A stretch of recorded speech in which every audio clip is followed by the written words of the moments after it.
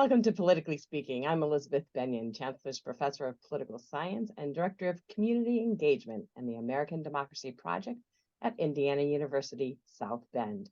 The Indiana General Assembly has wrapped its 2023 session. Lawmakers passed a $43 billion budget for the next 2 years, as well as numerous other bills over the course of the last 4 months. Joining us to discuss the 2023 legislative session are Brandon Smith, State House Bureau Chief for Indiana Public Broadcasting, and Nikki Kelly, Editor-in-Chief for the Indiana Capitol Chronicle. Thank you both for being here.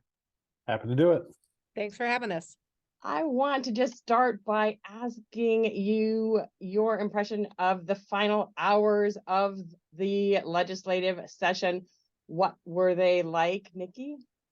Well, it was actually a little more chaotic and busy than normal. And that is all because the leaders had announced a budget deal on a Wednesday. And usually that means it's all in the bag. You know, they've got it worked out. They've got the votes. They had PowerPoints and everything. And then the next morning, we started hearing that there were some Senate Republicans, especially, who were unhappy with the level of education funding. And so that caused a rework in the budget on that final day and ultimately pushed it till, the wee hours of the morning. Brandon, how unusual is that to have those last minute negotiations and that late night scrambling? Yeah, the thing I was going to say about the final hours of the session was there were too many of them.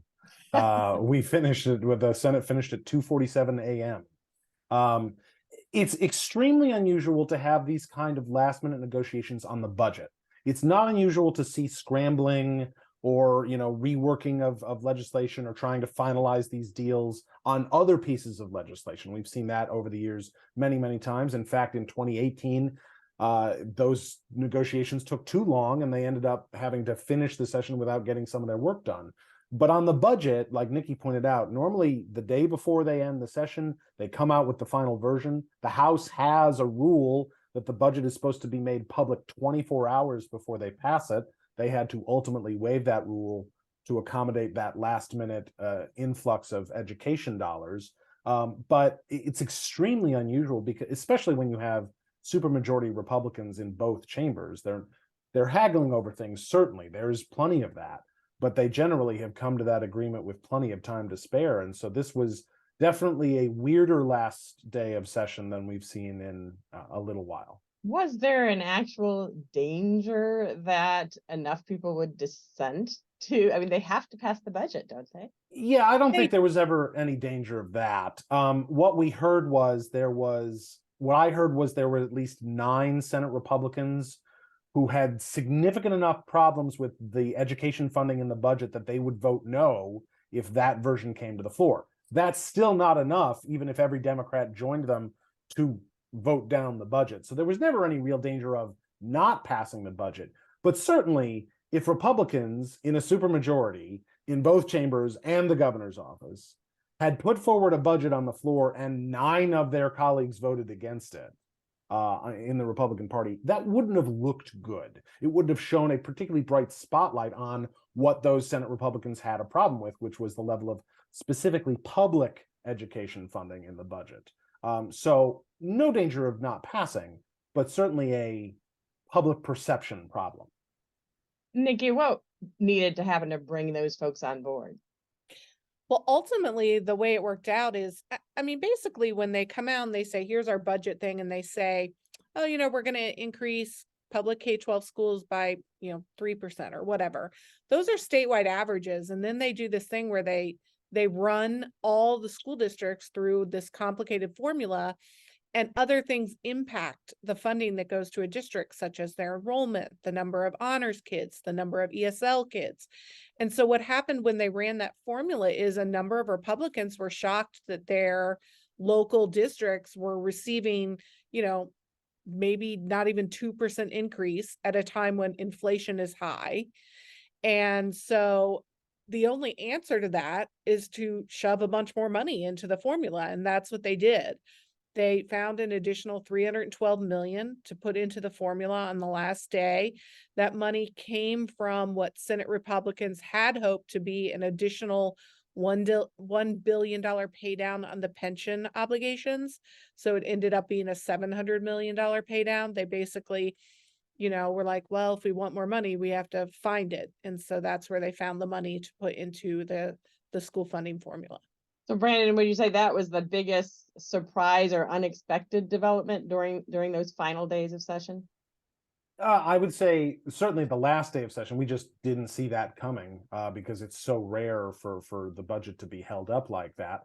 I'd say maybe the biggest surprise for me in the final few days of session is that is something that wasn't in the budget, which is extra pension help for public teacher and law enforcement retirees. That's nearly 100,000 people who in almost every budget going back 3 decades have gotten either what's called a 13th check, which is just an extra month of benefits, or like we saw in the budget passed 2 years ago, a cost of living adjustment, or COLA, which raises the 12 monthly payments you get by a certain percentage. It was 1% increase 2 years ago. They didn't include either one of those in the final version of the budget, and that's always been kind of a layup in the state budget. I'm genuinely kind of stunned that they didn't do either one. And the answer we got was House Republicans wanted to do the 13th check. Senate Republicans don't. They want to move away from that system and just do the COLA, the cost of living adjustment from here on out. But they didn't. They couldn't work out exactly how much a COLA should be. There's some money already sitting in a fund for pension retirees that only would have amounted to 0.4% increase in those benefits, and everybody kind of agreed, well, that's pointless. But I will just remind people the 13th check would cost about $34 million. The COLA from last year, from the last budget, which was 1%, cost them $50 million last time, theoretically maybe a little more this time. And Indiana will end the budget cycle with likely around $3 billion in reserves. And Nikki, I think one of the things that made this so shocking for people was the fact that the revenue forecast was much stronger than expected. And so not too many people anticipated that something that had become so routine would be cut out of the budget. Yeah, I think that, and they frankly did not explain it well or at all. I mean, they had the money, they've done it for like 28 of the last 32 years. And at a time when the state is seeing its highest inflation, they just shut them out with no real explanation. Also, I would say part of what drew even more attention to it was on the second to last day, suddenly we realized, oh, they're increasing statewide elected office holders' pay by massive amounts with absolutely no discussion. That was inserted in the budget on the second to last day of session. And people, when you juxtapose those two things together, it was pretty shocking. So it'll be interesting to see what the public ultimately, how many waves this actually makes.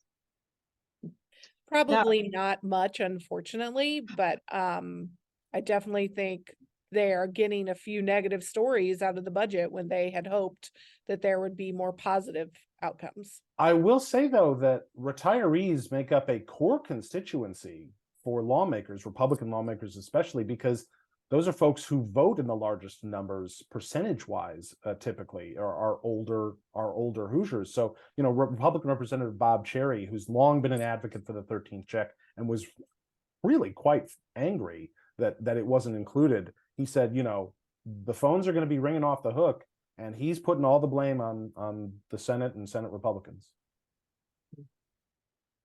Now, how about if you compare the budget really proposed by the governor to what he actually has received on his desk to sign? How much of what he asked for did he get? Oh, he got almost all of what he wanted. I would say the biggest thing he didn't get was just about the level of funding. So he obviously asked for a large investment in public health infrastructure.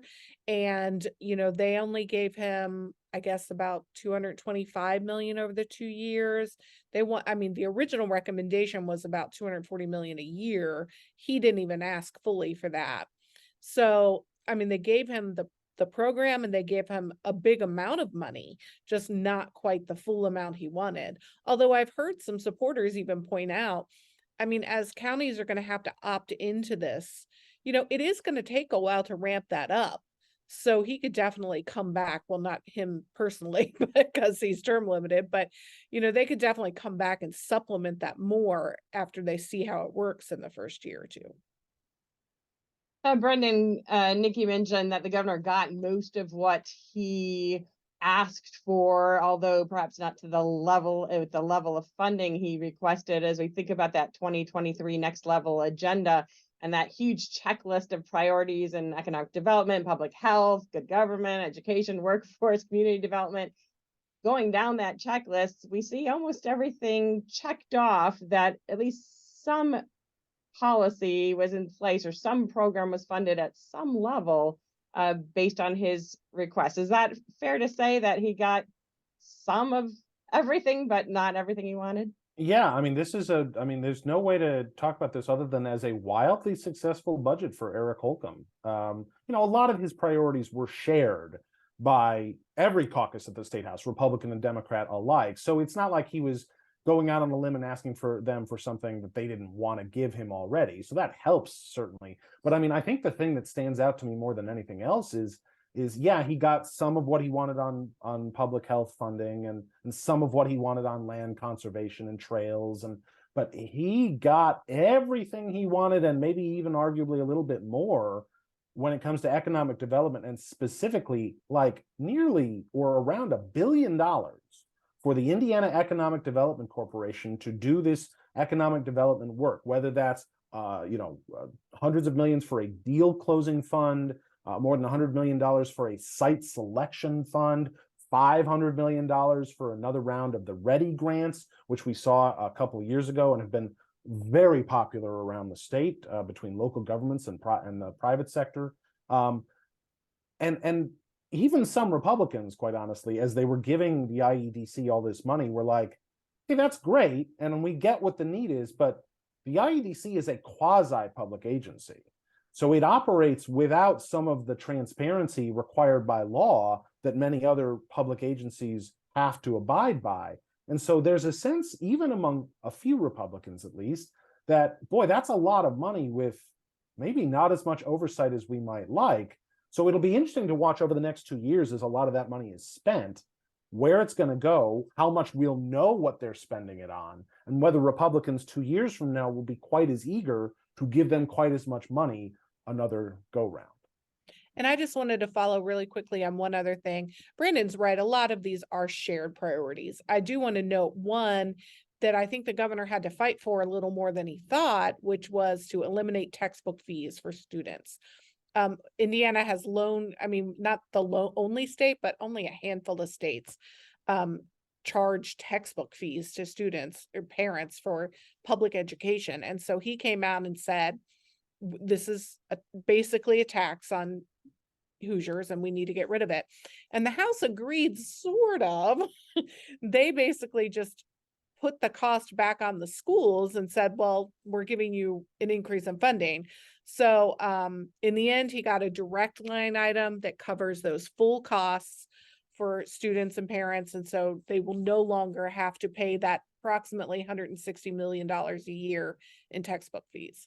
And I'll add that when the governor first proposed that, it was a bit of a surprise in his agenda. We weren't expecting that in January when he made that a key prong of his final budget agenda. But immediately we saw legislative leaders kind of be like, maybe. And you saw that in the House Republican budget where they were like, well, sure, but schools have to figure it out. Senate Republicans ended up being as supportive of it as anybody else. In their version of the budget, they separated it out onto a separate line item like the governor had, and ultimately, in part because, as you already mentioned, Elizabeth, there was a particularly strong revenue forecast a couple weeks before the end of session that delivered lawmakers about $1.5 billion, at least more dollars for the new state budget than they were previously expecting. And I think that definitely helped seal the deal in the final days.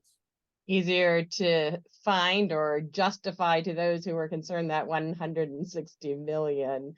I noticed that one of the things that the education budget focused on was preparing students for life after high school, meeting with post-secondary institutions, employers, or placement agencies, filling out the FAFSA form for financial aid, financial literacy requirements. At the same time, the other set of education policies seem to be things that the governor really hadn't asked for, the so-called book banning, the working to make sure that teachers are not encouraging or requiring students to take political views that they may not share, getting parental permission for any surveys of the students regarding their beliefs and values, and even the requirement for teachers to notify parents within a few days if a student requests different pronouns or a different name be used in school. So it seems like there are these two very different kinds of bills passed this year, with some of them getting broad spread support and others creating more controversy. Yeah, I mean, I think that's pretty normal. Governor Holcomb has always kind of focused more on mechanics and implementation. He's never been a real, go for the throat culture war guy. So he would make clear throughout session when reporters would ask him about some of these controversial ideas, and he would always say, well, that's not part of my budget. But as of Thursday afternoon at about 3:00, he signed every single one of those bills into law. So, he obviously didn't have huge problems with them. He could have vetoed, or he could have let them become law without his signature. But he chose to accept them. And really what you see here is the bulk of what lawmakers think is the right thing for the future of Indiana in terms of, you talked about it. The House really led on this idea of rethinking or remaking high school. The Senate didn't quite see it as that much of a transformation, but it's this idea of, we need to do a better job of preparing our high school students for whatever they want to do when they leave high school, whether that's going to a 4-year college or university, or going to a 2-year program, or getting a certificate or a certification in some workforce need, or and so in high school, getting some of that work-based learning so that they are ready to leave high school and immediately join the workforce. That's the financial literacy is a part of that. That's for every student, certainly, but the idea that if we want them to go and become working members of society, whether that's immediately or after they've gone to university, financial literacy is a really important part of that. It even plays into whether or not going to a 4-year college or university is the right choice for them, because of the student debt issues that we see in Indiana and across the country. And then there's the culture wars, because this is a Republican supermajority state. So whether it's the Indiana's version of the Don't Say Gay bill, which you referenced about, I will note that it's notification of name pronoun change, which includes like a nickname. I had a buddy in school who was Tony Flando. His name was Anthony. If he every year a teacher would call out Anthony Flando and he'd say, actually, it's Tony. That now requires notification within 5 business days. So look forward to getting those notices, I suppose, in the mail or however they're going to send them to you. But all this other stuff, it's purely to satisfy a Republican base that has delivered supermajorities to the State House. So different constituencies and different goals there for these different kinds of bills. What about, there's also, in addition to the notification, another controversial bill, of course, was the ban on transgender affirming care. I wonder if you could talk about the final state of that bill. Yeah, it obviously passed. It went through pretty smoothly. I mean, there were definitely some protests against it, but they had a lot of votes. Governor signed it into law a day after saying the bill was as, quote, clear as mud. And then within hours of it being signed into law, the ACLU of Indiana filed suit against it. So it will be obviously, tied up in court for a bit. And we'll see what happens there. I know in other states that have passed these, there have often been preliminary injunctions, And, they're in various levels of litigation there. So I'm not sure exactly if it will actually go into effect, but we will see pretty soon. And I got to say, I think there are real two prongs to this piece of legislation. It bans two kinds of gender affirming care. It bans surgical gender affirming care for anyone under the age of 18. Now, if that's all the bill did, it might have gotten unanimous support in the General Assembly, because every international and national medical organization says surgical gender affirming care for youth is not recommended.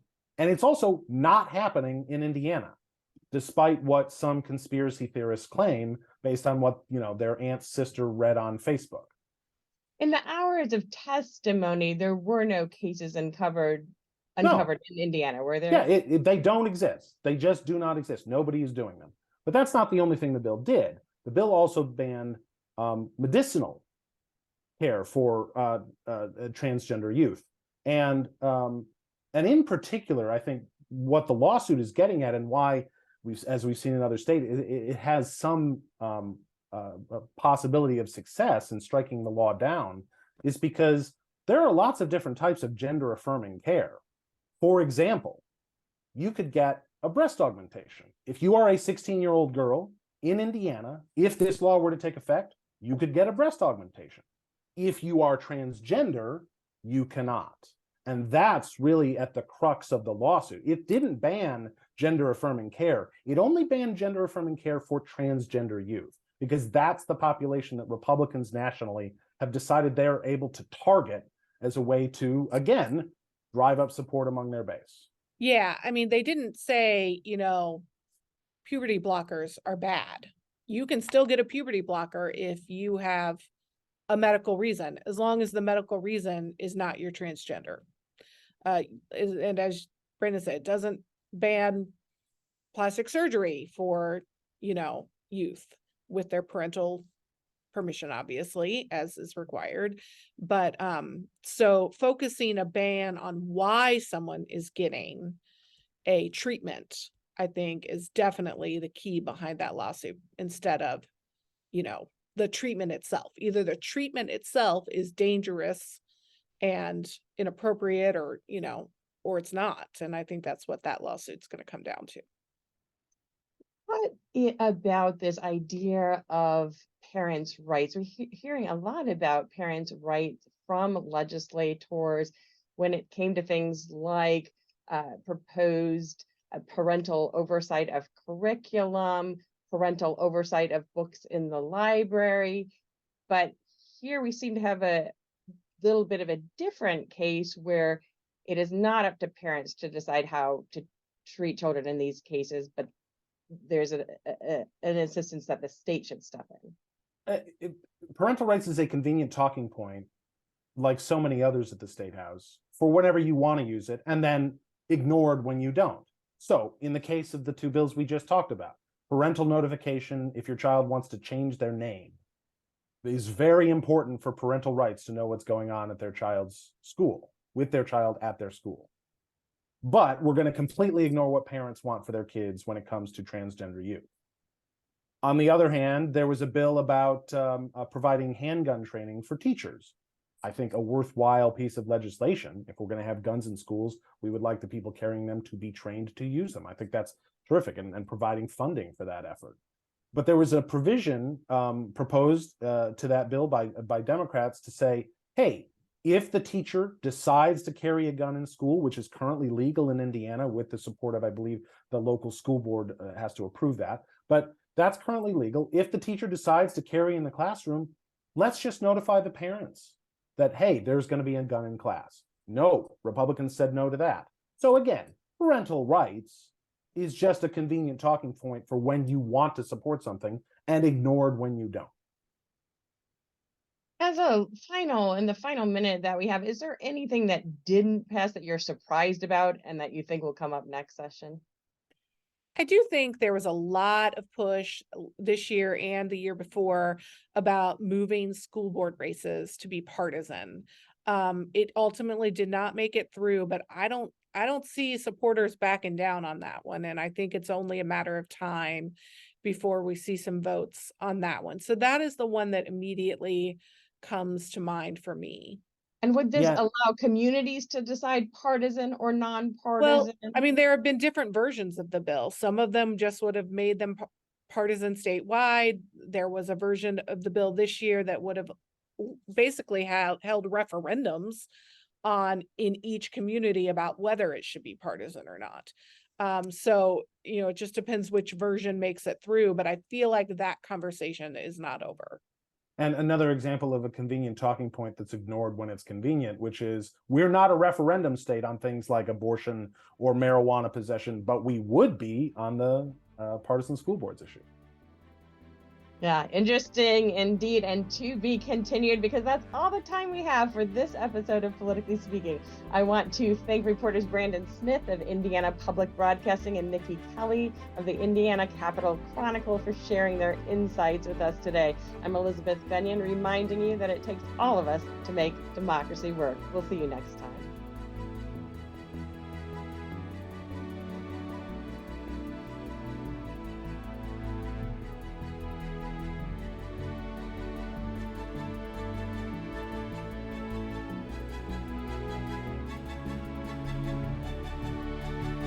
This WNIT local production has been made possible in part by viewers like you. Thank you.